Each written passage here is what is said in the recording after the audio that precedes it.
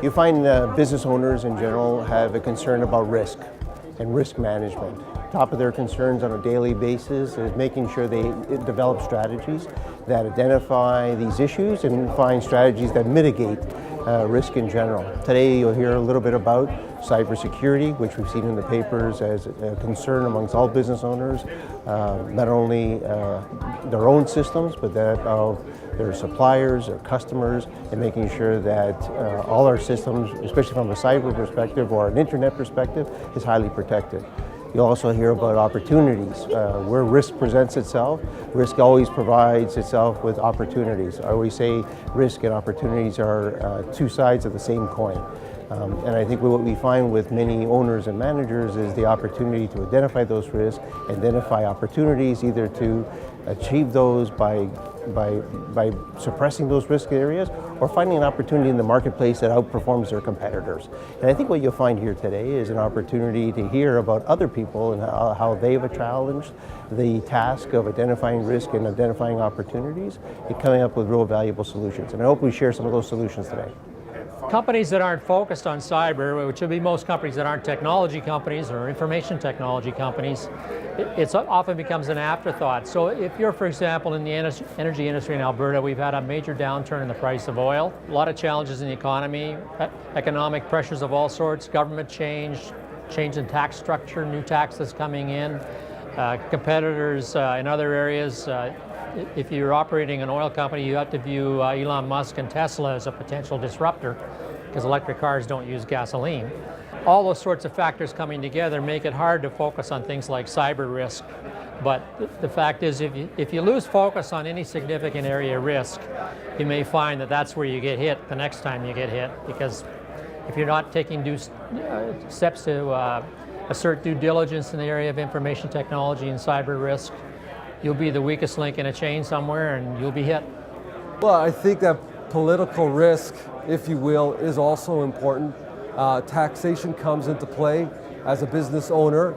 I know that Alberta, with a different government than we have, for example, in Ontario, and then later on the federal government, taxation becomes, a really important topic for all business owners. Also regulations, different kinds of rules that would either guide or deter how they operate their businesses going forward.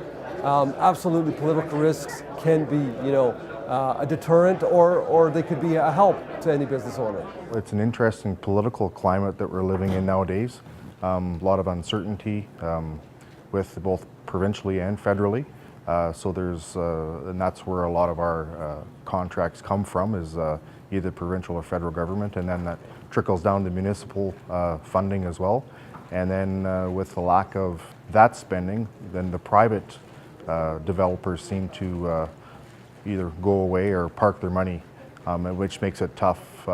If the government goes away, then the private generally follows if there's a lot of uncertainty. So that's a difficult thing we've faced over the last few years. I would say for us, political risk is always a huge risk, right down to the community level. Even Fort McMurray itself is going into a new election year. So with new leadership comes new policy development all the time, and that always poses a risk to private businesses. But it really is about continuing to be aware of that risk, evaluating it, and adapting as soon as you can.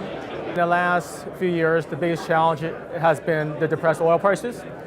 Other things that affected this region farther north is the Fort McMurray fires. So that both had a major impact on the oil and gas sector. However, with that presents opportunities for consolidations with different public companies and private companies. So with those merger opportunities, it allows the industry to become more efficient. One of the biggest challenges Boucher has in 2017 is really redeeming it a back to basics year. So it really is coming head on with the new realities that we're experiencing as a response to the economic downturn.